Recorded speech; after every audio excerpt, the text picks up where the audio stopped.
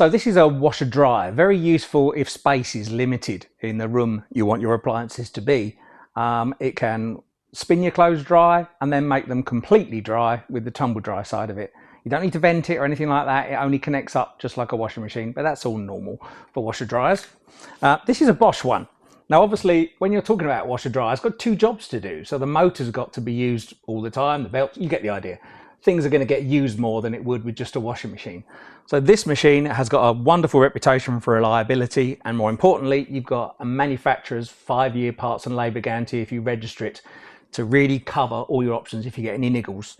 As far as day-to-day use is concerned, you can use it just like a normal washing machine. You've got your 15-minute washes, you've got your eco washes, you've got all the standard programs there, which can all be change temperature, change spin speed, or just leave them in default if you want a simple life.